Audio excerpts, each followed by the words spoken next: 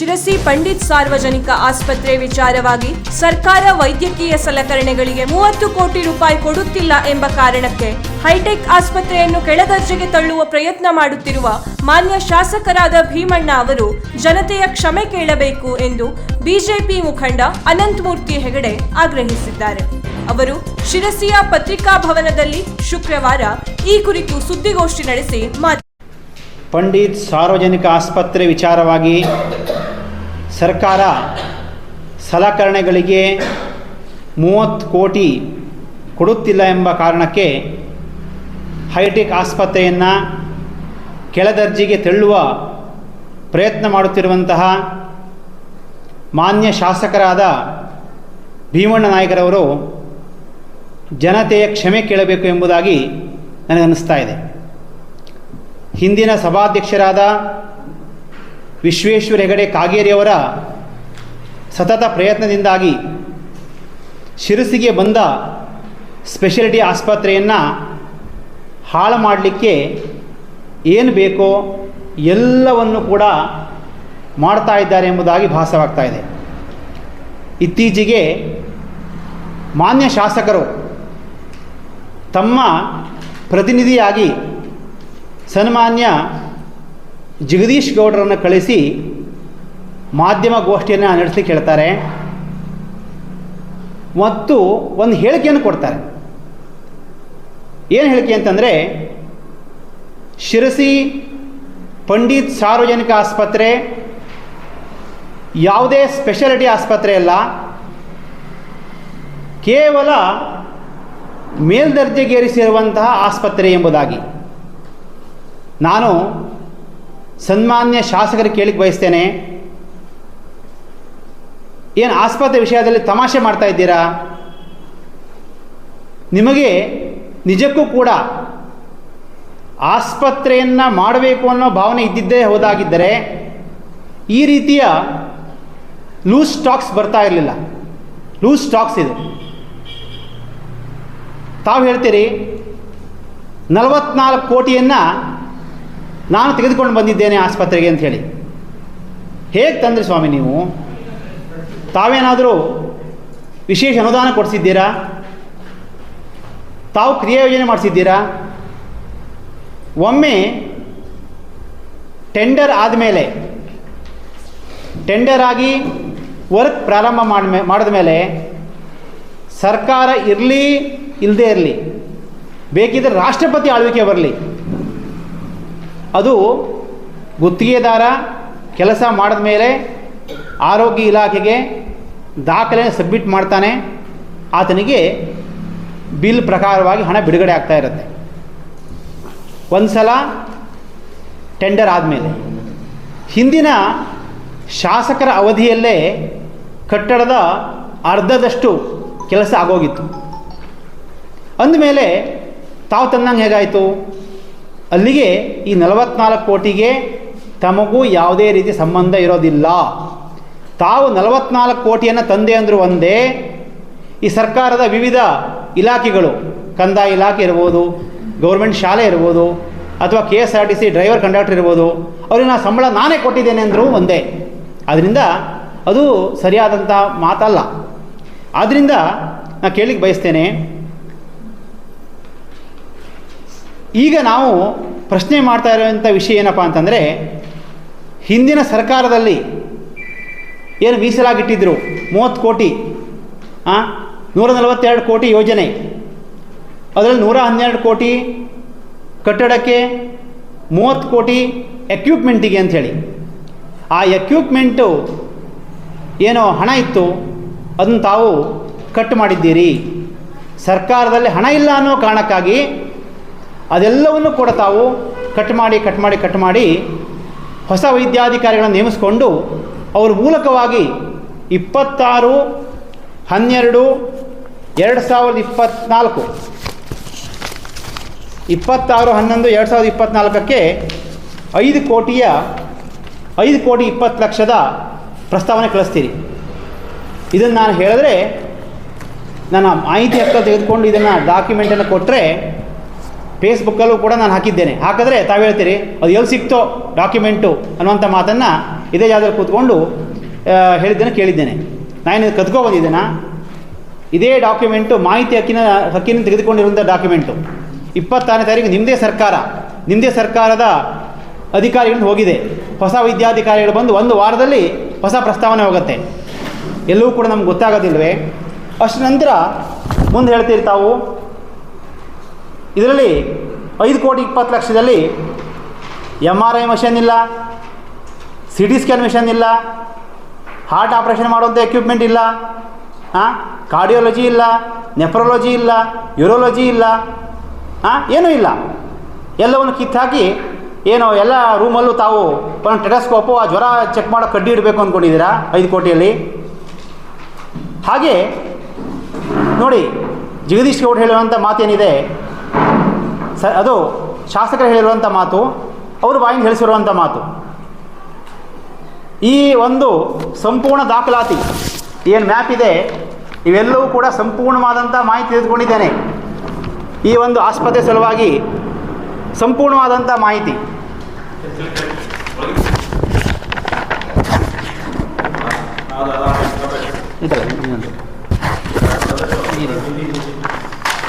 ಇದರಲ್ಲಿ ನೋಡಿ, cath lab, nephrology,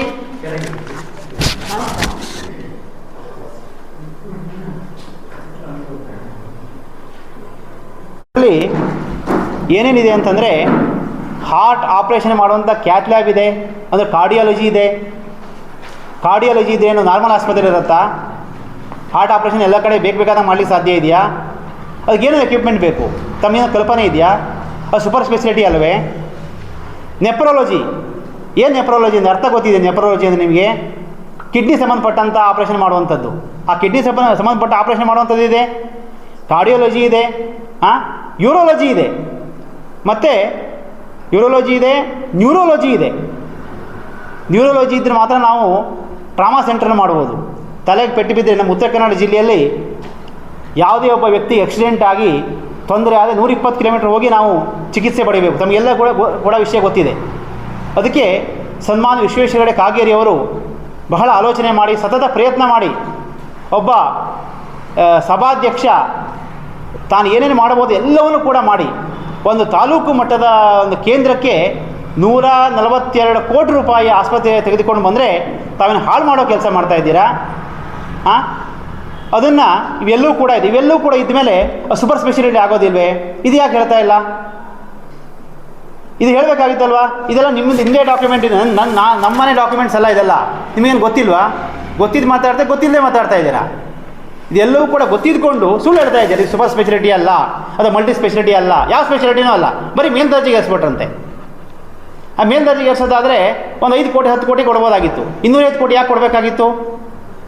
205 bed ಆಸ್ಪತ್ರೆ ಏನಕ್ಕೆ ಮಾಡಬೇಕಾಗಿತ್ತು? ಸ್ವಲ್ಪ ಯಾವತ್ತೂ ಕೂಡ ಸ್ವಲ್ಪ ವಿವೇಚನೆಯಿಂದ ಮಾತನಾಡಬೇಕು. ಮತ್ತು ನಾನೇ ನಿಮಗೆ ಶಾಸಕರು ಕೇಳ್ತೇನೆ, ಶಾಸಕರೇ ಏನಿದು ಈ ರೀತಿ ಮಾಧ್ಯಮದಲ್ಲಿ 2-3 ಪ್ರತಿಷ್ಠಿತ ಮಾಧ್ಯಮದಲ್ಲಿ ವರದಿಯಾಗಿದೆ ಅಂತ ಹೇಳಿ ತಾವು ಹೇಳ್ತೀರಿ. 18,000 ಕೋಟಿ ಎಕ್ವಿಪ್ಮೆಂಟಿಗೆ ಬಂದಿದೆ ಅಂತ ಹೇಳ್ತೀರಿ. ಆಮೇಲೆ 2 ಮಾಧ್ಯಮದಲ್ಲಿ ವಿರುದ್ಧವಾದಂಥ ಹೇಳಿಕೆ ಕೊಡ್ತೀರಿ. ಇದೆಲ್ಲವನ್ನೂ ಕೂಡ ಕೇಳಾದಮೇಲೆ, ಉಪವಾಸ ಸತ್ಯಾಗ್ರಹವನ್ನು ಮಾಡಿದ ಮೇಲೆ, ಮೆರವಣಿಗೆ ಮಾಡಿದ ಮೇಲೆ, ಎಲ್ಲವನ್ನೂ ಕೂಡ ಮಾಡಿದ ಮೇಲೆ ನಾನು ಯಾವಾಗ ಪತ್ರಿಕಾಗೋಷ್ಠಿ ಮಾಡಿ ತಾವು ಹೇಳಿದ್ದೆಲ್ಲವೂ ಕೂಡ ಸುಳ್ಳು ಹೇಳಿದ ಪ್ರೂವ್ ಆಗಿದೆ. ತಾವು ಮಾಧ್ಯಮಕ್ಕೆ ಹೇಳ್ತೀರಿ 18,000 ಕೋಟಿ ಬಂದಿದೆ ಅಂಥೇಳಿ. ಇಲ್ಲ 18,000 ಕೋಟಿ ಬಂದಿಲ್ಲ, ಟೆಂಡರ್ ಕೂಡ ಆಗಿಲ್ಲ, ಯಾವುದೇ ಪ್ರಕ್ರಿಯೆ ಆಗಿಲ್ಲ ಅಂಥೇಳಿ RTI ಮೂಲಕ ಮಾಹಿತಿ ಬಿಡುಗಡೆ ಮಾಡಿದ ಮೇಲೆ ತಾವೇನು ಮಾಡ್ತೀರಿ ಸ್ವಾಮಿ? ಏನು ಮಾಡ್ತೀರಿ? ನನ್ನ ಪ್ರತಿಕೃತಿ ದಹನ ಮಾಡಲಿಕ್ಕೆ ಹೇಳ್ತೀರಿ. ತಾವೇ ತಮ್ಮ ಶಿಷ್ಯರಿಗೆಲ್ಲ ಫೋನ್ ಮಾಡ್ತೀರಿ. ಅನಂತಮೂರ್ತಿ ವಿರುದ್ಧ ಪ್ರತಿ ಪಂಚಾಯತಲ್ಲಿ ಹೋರಾಟ ಮಾಡಿ ಅಂತ ಹೇಳ್ತೀರಿ. ಒಬ್ಬ ಶಾಸಕರು ಈ ರೀತಿ ಕೆಲಸ ಮಾಡ್ತಾರಾ? ನನ್ನ ಪ್ರತಿಕೃತಿ ದಹನ ಮಾಡ್ತೀರಿ, ಫೇಸ್ಬುಕ್ನಲ್ಲಿ ಕೆಟ್ಟ ಅವಾಚ್ಯ ಬರೆಸ್ತೀರಿ. ಆಮೇಲೆ ನನ್ನ ಮೇಲೆ ನಾನ್ ಬೇಲೇಬಲ್ ಕೇಸ್ ಹಾಕ್ತೀರಿ. ನಾನು ಮರ್ಡರ್ ಮಾಡಿದ್ದೇನಾ ಅಥವಾ ಏನು ರೇಪ್ ಮಾಡಿದ್ದೇನಾ? ಯಾಕೆ ಇಂಥ ಒಂದು ತೊಂದರೆ ಕೊಡಬೇಕು ಒಬ್ಬರಿಗೆ? ಹಾಗಾದೇನು ಯಾವ ವ್ಯವಸ್ಥೆಗೆ ಧ್ವನಿ ಎತ್ತಲೇಬಾರ್ದಾ? ಇದು ಎಂಥ ಕೇಸ್ ಹಾಕ್ತೀನಿ ಅಂದರೆ 353 BNS ಸಮಾಜದಲ್ಲಿ ಶಾಂತಿ ಕದಡಿ ಜನಪ್ರತಿನಿಧಿಗಳಿಗೆ ಕೆಲಸಕ್ಕೆ ಅಡ್ಡಿಪಡಿಸುವಂಥ ಕೇಸ್. 3 ವರ್ಷ ಜೈಲು ಶಿಕ್ಷೆನಂತೆ ಇದು. ನಾನು ನಿಮ್ಮ ಹತ್ರ ಏನು ಆಸ್ಪತ್ರೆ ಬಗ್ಗೆ, ಬಡವರ ಆಸ್ಪತ್ರೆ ಬಗ್ಗೆ ಧ್ವನಿ ಇದ್ದರೆ 3 ವರ್ಷ ಜೈಲಲ್ಲೂ ಕೂತ್ಕೋಬೇಕಾ? ನಿಮ್ಮ ಸಂಚ ಇದು. ಒಬ್ಬ MLA ತಾನು MLA ಇದ್ದೇನೆ, ಅಧಿಕಾರ ಇದೆ, ನಾನು ದುಡ್ಡಿದೆ ಅಂತ ಏನು ಬೇಕಾದ್ರೂ ಮಾಡ್ಬೋದು ಅನ್ನೋ ಭಾವನೆ ಬಂದುಬಿಟ್ಟಿದೆ ನಿಮ್ಗೆ ಇಷ್ಟು ಬೇಗ. ಇದೆಲ್ಲವೂ ಕೂಡ ನಾವು ಪ್ರಶ್ನೆ ಮಾಡಬೇಕಾಗ್ತದೆ. ತಮಗೇನಾದ್ರು ನಾನು ವೈಯಕ್ತಿಕ ಮಾತಾಡಿದ್ದೇನಾ? ಯಾವತ್ತಾರು ತೋರಿಸಿ ನೋಡೋಣ. ತಮ್ಮ ಬಗ್ಗೆ, ಶಾಸಕರಾದ ಭೀಮಣ್ಣ ನಾಯಕರ ಬಗ್ಗೆ ವೈಯಕ್ತಿಕ ನಾನು ಮಾತಾಡಿದ್ದೇನಾ? ನಿಮ್ಮ ವೈಯಕ್ತಿಕ ವಿಷಯ ನಾನು ಎಲ್ಲರೂ ಮಾತಾಡಿದ್ದೇನಾ? ನಿಮ್ಮ ಬಗ್ಗೆ ನನಗೆ ವೈಯಕ್ತಿಕ ಮನಸ್ಸಿನ ಯಾವತ್ತೂ ಕೂಡ ಗೌರವ ಇದೆ, ಯಾವತ್ತೂ ಕೂಡ ಗೌರವ ಇದ್ದೇ ಇರುತ್ತೆ. ಅದು ಆಸ್ಪತ್ರೆ ವಿಚಾರದ ಕೇಳಿದಾಕ್ಷಣ ನಮಗೆ ನಾನ್ ಬೇಲ್ ಕೇಸ್ ಹಾಕ್ತೀರಿ, FIR ಮಾಡಿಸ್ತೀರಿ. ಆಮೇಲೆ ಈಗ ನೋಡಿ, ತಾವು ಕೇಸ್ ಹಾಕ್ತೀರಿ, FIR ಮಾಡಿಸ್ತೀರಿ, ಶುಕ್ರವಾರ ನೋಟಿಸ್ ಕೊಡ್ತೀರಿ. ಶುಕ್ರವಾರ ದಿವಸ ನೋಟಿಸ್ ಕೊಟ್ಟು ನನಗೆ ಶುಕ್ರವಾರ ದಿವಸ ಠಾಣೆಗೆ ಹಾಜರಾಗಿ ನೀವು ಉಳಿದ ಆರೋಪಿಗಳ ಬಂಧನಕ್ಕೆ ಸಹಕಾರ ಮಾಡಬೇಕು ಅಂತ ಹೇಳ್ತೀರಿ. ಅಂದರೆ ಶನಿವಾರ ಮತ್ತು ಭಾನುವಾರ ರಜಾ ಕೋರ್ಟು, ನಾನು ಜೈಲಲ್ಲಿ ಕುತ್ಕೋಬೇಕು ಅಂತ ಪ್ಲ್ಯಾನ್ ಅಲ್ವ ನಿಮ್ಮದು? ನನಗೂ ಕೂಡ ಚಿಕ್ಕ ಮಕ್ಕಳಿದ್ದಾರೆ, ವಯಸ್ಸಾದ ಅಪ್ಪ ಅಮ್ಮ ಇದ್ದಾರೆ. ಒಂದು ಸಲ ಜೈಲಿಗೆ ಹೋದೆ ಅಂತಂದರೆ ಶಾಶ್ವತವಾಗಿ ನನಗೆ ಕಳಂಕ ಬರೋದಿಲ್ಲ ಜೈಲಿಗೆ ಹೋದವನು ಅಂಥೇಳಿ. ತಾವೇ ಆಡ್ಕೋತೀರಿ, ಅವನೇನು ಬಿಡಪ್ಪ ಜೈಲಿಗೆ ಹೋಗಿ ಬಂದವನು ಏನು ಮಾತಾಡೋದು ಅಂಥೇಳಿ. ಆತ ಚಾರಿತ್ರ್ಯ ಹರಣ ಮಾಡಬೇಕು ಅಂತ ಪ್ಲ್ಯಾನ್ ಮಾಡಿದ್ದೀರಾ. ಆಮೇಲೆ ಎಲ್ಲರೂ ಪ್ರಪಂಚ ಕೇಳಿದ್ದೀರಾ, ಒಬ್ಬ ಕಂಪ್ಲೇಂಟ್ ಕೊಡೋ ವ್ಯಕ್ತಿ ಸೆಕ್ಷನ್ ಬರೆದು ಕೊಡ್ತಾನೆ. ಇದೇನೇ ಸೆಕ್ಷನ್ ಏನು 353 ಹಾಕು ಅಂತ ಬರ್ಕೊಡ್ತಾನೆ. ಏನಿದೆ ಅರ್ಥ? ನೀವು ಯಾರ್ರೀ ಫಸ್ಟ್ ಆಫ್ ಸೆಕ್ಷನ್ ಬರ್ಕೊಳ್ಳೋಕ್ಕೆ? ನಾನು ಹೇಳಲಿಕ್ಕೆ ಬಯಸ್ತೇನೆ, ಠಾಣಾಧಿಕಾರಿಗೆ ಹೋಗಿ ನೀವು ಪೊಲೀಸ್ ಕಂಪ್ಲೇಂಟ್ ಕೊಡಬೇಕು, ನನಗೆ ಇಂಥದ್ದಾಗಿದೆ ಅಂಥೇಳಿ. ಅದನ್ನು ಠಾಣಾಧಿಕಾರಿ ಇನ್ಸ್ಪೆಕ್ಟ್ರು ತೀರ್ಮಾನ ಮಾಡ್ತಾರೆ. ನಿಮಗೇನು ಹಲ್ಲೆ ಆಗಿದೆ, ನಿಮ್ಗೆ ತೊಂದರೆ ಆಗಿದೆಯಾ, ಏನು ಅವಮಾನ ಆಗಿದೆ, ಎಲ್ಲವನ್ನೂ ದಾಖಲೆ ಪರಿಶೀಲನೆ ಮಾಡಿ ಅವ್ರು ಯಾವ ಸೆಕ್ಷನ್ ಆಗಬೇಕು ಅಂತ ಹೇಳ್ತಾರೆ. ಬಟ್ ಇಲ್ಲಿ ಹೇಳ್ತೀನಿ ನೀವು 352, 353, 353 ಅನ್ನೋವಂಥ ನಾನ್ ಅವೈಲೇಬಲ್ ಇದನ್ನೇ ಹಾಕೊಂಡು ಬರ್ಕೊಡ್ತೀರಿ. ಶಾಸಕರಿಂದ ಫೋನ್ ಮಾಡಿಸ್ತೀರಿ, 40 ಜನರಲ್ಲೇ ಕಳಿಸ್ತೀರಿ. ಅವ್ರು ಸಂಜೆ ತನಕ ಕೂತ್ಕೊಂಡು ನಾನ್ ಅವೈಲೇಬಲ್ ಕೇಸ್ ಮಾಡ್ತಾರೆ. ಇದು ಅಧಿಕಾರ ದುರುಪಯೋಗ ಅಲ್ವಾ? ಸ್ವಲ್ಪ ತಮಗೆ ವಿವೇಚನೆ ಇದೆಯಾ? ಅಂದರೆ ನನ್ನ ಜೈಲಿಗೆ ಕಳಿಸ್ಬಿಡ್ಬೇಕು ಅಂತ ಪ್ಲ್ಯಾನ್ ಮಾಡಿದ್ರಾ? ಹೇಳಿ. ಇದು ನೋಡಿ, 353 ಹಾಕುವಂಥ ಅವಶ್ಯಕತೆ ಏನಿತ್ತು? ಅಷ್ಟೊಂದು ದೊಡ್ಡ ಅಪರಾಧ ಏನು ಮಾಡಿದ್ದೆ? ಒಂದು ಶಬ್ದ ತೋರಿಸಿ ನೋಡೋಣ. ಸುಳ್ಳು ಹೇಳಿದೆ, ಶಾಸಕ ಸುಳ್ಳು ಹೇಳ್ತಾರೆ ಅಂತ ಹೇಳಿದೆ. ಈಗ ನೀವೇನು ಹೇಳೋದಿಲ್ವಾ? ತಮ್ಮ ಕಾಂಗ್ರೆಸ್ನವರು ಮೋದಿಗೆ ಚೌಕಿದಾರ್ ಚೋರೆ ಅಂತ ಹೇಳಿಲ್ವಾ? ಇಡೀ BJP ಎಲ್ಲ ಸುಳ್ಳುಗಾರ ಅಂತ ಸಿದ್ದರಾಮಯ್ಯ ಹೇಳಿಲ್ವಾ? ನೀವು ಬೇಕಾದಷ್ಟು ಸುಳ್ಳು ಹೇಳ್ತಾರೆ ಇವರು ಅಂತ ಹೇಳಿಲ್ವಾ? ನೀವು ಸತ್ಯ ಹರಿಶ್ಚಂದ್ರನ ಹಂಗಾದ್ರೆ ಸುಳ್ಳು ಹೇಳ್ತಾರೆ ಅಂತ ಹೇಳಿದ್ದೇನೆ ಅನ್ನೋ ಕಾರಣಕ್ಕಾಗಿ ನೀವು ಇಂದಿರಾ ಕ್ಯಾಂಟೀನ್ ಮಾಡಿಲ್ಲ, ಬಸ್ ಸ್ಟ್ಯಾಂಡ್ ಮಾಡಿಲ್ಲ ಅಂತ ಹೇಳಿದ್ದೇನೆ ಕೇಳೋದು ನಾನು ಬೇರೆ ಕೇಸ್ ಹಾಕಿ ನನ್ನನ್ನು ಜೈಲಿಗೆ ಕಳಿಸ್ಬೇಕು ಅಂತ ಮಾಡ್ತೀರಂದರೆ ನನ್ನ ಜೀವನ ಏನಾಗಬೇಕು ರೀ? ಇಲ್ಲಿ ಸಿರ್ಸಿಯಲ್ಲಿ ಯಾರು ಮಾತಾಡಬಾರ್ದು ಅನ್ನೋದೇ ನಿಮ್ಮ ಉದ್ದೇಶನಾ?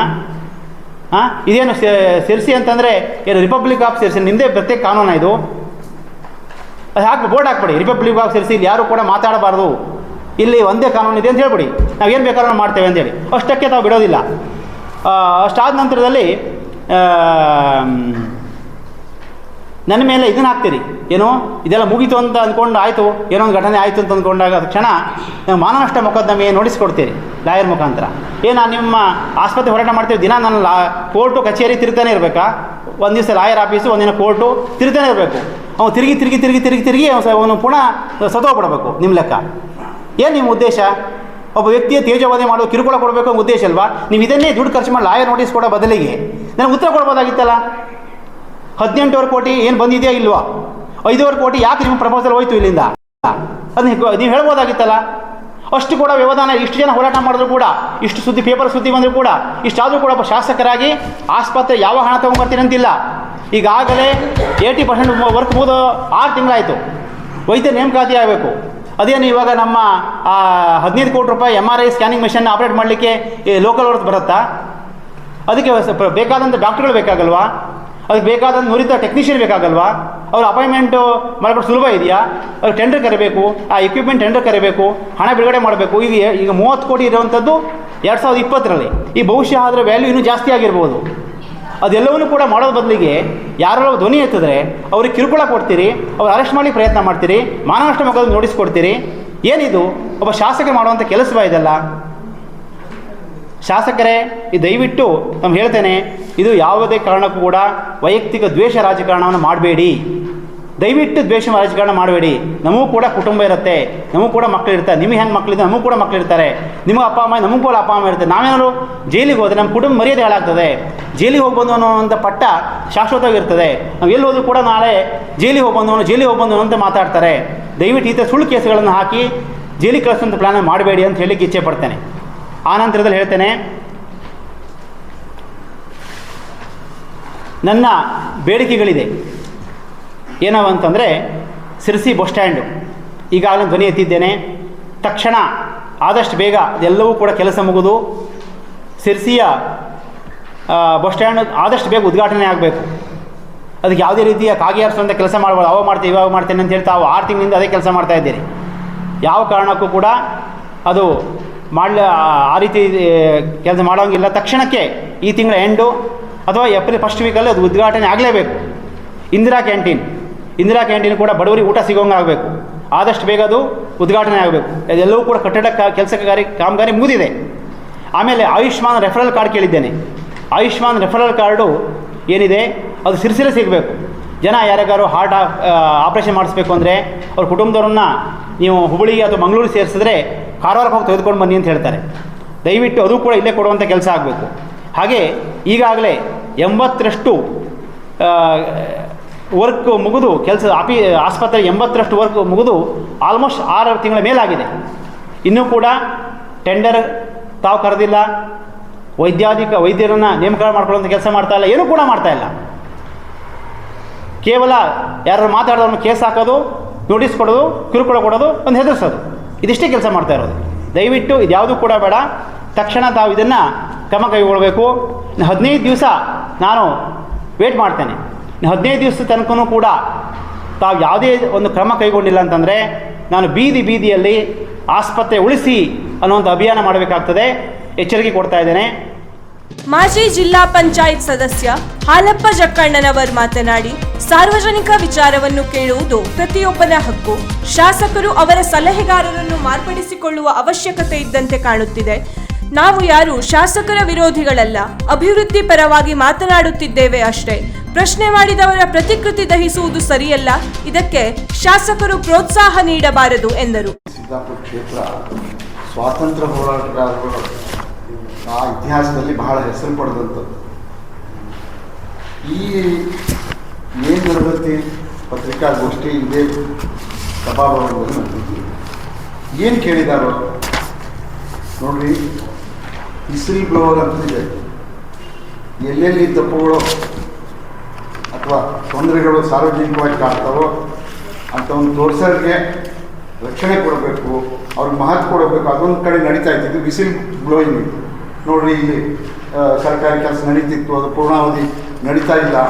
ಅದೇ ದೇವ್ರೆ ನೋಡ್ರಿ, ನಮ್ಮ ಶಾಸಕರು ಅಂದರೆ ಸಿದ್ದಾಪುರ ಕ್ಷೇತ್ರಕ್ಕೆ ಒಳಪಟ್ಟಂತೆ ಅವರು ದೊಡ್ಡ ಮಟ್ಟದಲ್ಲಿ ಬಂದವರು ಇರ್ತಾರೆ. ಇದು ಯಾರನ್ನೂ ಹಚ್ಕೊಂಡು ಈ ಪ್ರಬುದ್ಧತೆ ಕಡಿಮೆನೋ ಏನೋ ನನಗೆ ಗೊತ್ತಾಗೋದಿಲ್ಲ. ಅವರೇನು ಹೆಚ್ಚು ಇಲ್ಲಿ ಎತ್ತಿದ ಸಮಸ್ಯೆಗಳಿಗೆ ನೇರವಾಗಿ ಇಲ್ಲಿ ಸಕ್ರಿಯವಾಗಿ ಈ ಸಭಾಭವನದಲ್ಲಿ ಪತ್ರಿಕಾಗೋಷ್ಠಿ ನಡೆದ ವಿಚಾರಗಳ ಬಗ್ಗೆ ಅವರು ಸಕ್ರಿಯವಾಗಿ ಹೇಳ್ತಾ ಇಲ್ಲ. ಅವರ ಬೆಂಬಲಿಗರು. ಸಿದ್ದಾಪುರ ಬಿಜೆಪಿ ತಾಲೂಕು ಅಧ್ಯಕ್ಷ ಎಂಕೆ ತಿಮ್ಮಪ್ಪ ಮಾತನಾಡಿ, ಈ ಹಿಂದಿನ ಶಾಸಕ ವಿಶ್ವೇಶ್ವರ ಹೆಗಡೆ ಕಾಗೇರಿ ಅವರ ಪ್ರಯತ್ನದಿಂದ ಶಿರಸಿಗೆ ಈ ಸೂಪರ್ ಸ್ಪೆಷಾಲಿಟಿ ಆಸ್ಪತ್ರೆ ದೊರೆತಿದೆ. ಬಾಯಿ ತೆಗೆದರೆ ಸಂವಿಧಾನ ಎಂದು ಹೇಳುವ ಕಾಂಗ್ರೆಸ್ಸಿಗರು ಸಂವಿಧಾನದ ಅಡಿಯಲ್ಲಿಯೇ ಅನಂತಮೂರ್ತಿ ಹೆಗಡೆ ಅವರು ಆಸ್ಪತ್ರೆಗಾಗಿ ಹೋರಾಟ ಮಾಡಿದರೆ ಅವರ ಮೇಲೆ ಕೇಸ್ ಹಾಕುತ್ತಾರೆ. ಬಡವರ ಪರವಾಗಿ ಹೋರಾಟ ಮಾಡಿದರೆ ಅದನ್ನು ಹತ್ತಿಕ್ಕುವ ಕೆಲಸ ಮಾಡುವ ಕಾಂಗ್ರೆಸ್ ಸರ್ಕಾರ ಮತ್ತು ಶಾಸಕರ ನಡೆ ಖಂಡಿತವಾಗಿಯೂ ಸರಿಯಲ್ಲ ಎಂದರು. ಸುದ್ದಿಗೋಷ್ಠಿಯಲ್ಲಿ ಬಿಜೆಪಿ ಶಿರಸಿ ತಾಲೂಕು ಅಧ್ಯಕ್ಷೆ ಉಷಾ ಹೆಗಡೆ, ರಂಗಪ್ಪ ದಾಸನಕೊಪ್ಪ ಉಪಸ್ಥಿತರಿದ್ದರು. ಇದನ್ನು ಹೋರಾಟ ಮಾಡುವಂಥವ್ರನ್ನ ಹತ್ತಿಕ್ಕುವಂಥ ಕೆಲಸ ಈ ಕಾಂಗ್ರೆಸ್ ಸರ್ಕಾರ ಮತ್ತು ಕಾಂಗ್ರೆಸ್ ಶಾಸಕರಾಗಿರುವಂಥ ಸನ್ಮಾನ್ಯ ಭೀಮಣ್ಣ ನಾಯ್ಕರು ಮಾಡೋದು ಇದು ಸರಿಯಲ್ಲ. ಇದು ಅವರ ಘನತೆಗೆ ಶೋಭೆ ತರುವಂಥ ಅಲ್ಲ. ಹಾಗಾಗಿ ನಾನು ಶಾಸಕರಲ್ಲಿ ವಿನಂತಿಯನ್ನು ಮಾಡ್ತೇನೆ, ಮುಂದಿನ ದಿನದಲ್ಲಿ ಏನು ಅನಂತಮೂರ್ತಿ ಹೆಗಡೆ ಅವರು ಒಂದು ಡೇಟನ್ನು ಉಲ್ಲೇಖವನ್ನು ಮಾಡಿದರು.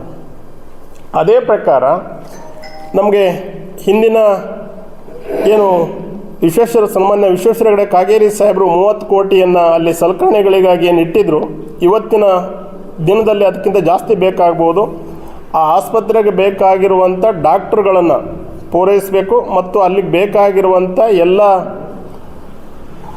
ಮಟೀರಿಯಲ್ಗಳನ್ನು ಪೂರೈಸುವಂಥ ಕೆಲಸವನ್ನು ಮಾಡಿ ಆ 30 ಕೋಟಿಗೂ ಮಿಗಿಲಾಗಿ ಹಣ ಬೇಕಾಗ್ತದೆ. ಆ 30 ಕೋಟಿ ಇಲ್ಲಿಗೆ ತರುವಂಥ ಕೆಲಸ ಮಾಡಿ ಅಲ್ಲಿ ಆಸ್ಪತ್ರೆಯನ್ನು ಕೂಡಲೇ ಆಸ್ಪತ್ರೆಗೆ ಒಳ್ಳೆ ಡಾಕ್ಟ್ರನ್ನು ಮತ್ತು ಅಲ್ಲೇ ಸಾಮಗ್ರಿಗಳನ್ನು ತರುವಂಥ ಕೆಲಸ ಭೀಮಣ್ಣ ನಾಯ್ಕರು ಮಾಡಬೇಕು. ಆವಾಗ ನಿಮ್ಮನ್ನು ಜನ ಮೆಚ್ಕೊಳ್ತಾರೆ. ಅನಂತಮೂರ್ತಿ ಹೆಗಡೆ ಅವರಿಗೆ ನೀವು ಕೇಸ್ ಹಾಕಿ ನಾನ್ ಬೇಲೇಬಲ್ ಕೇಸ್ ಹಾಕಿ ಅವರ ಪ್ರತಿಕೃತಿ ದಾನ ಮಾಡಿ ಸುಡೋದೇನಿದೆಯಲ್ಲ, ಇದೆಲ್ಲ ನಿಮಗೆ ಘನತೆಗೆ ತರುವಂಥ ವಿಷಯ ಅಲ್ಲ ಅನ್ನುವಂಥ ಮಾತನ್ನು ಶಾಸಕರಿಗೆ ಹೇಳಲಿಕ್ಕೆ ಬಯಸ್ತೇನೆ. ವೀಕ್ಷಕ ಮಹಾಪ್ರಭುಗಳೇ, ನಮ್ಮ ಚಾನಲ್ ಅನ್ನು ಸಬ್ಸ್ಕ್ರೈಬ್ ಮಾಡಿ, ಶೇರ್ ಮಾಡಿ, ಪ್ರೋತ್ಸಾಹಿಸಿ.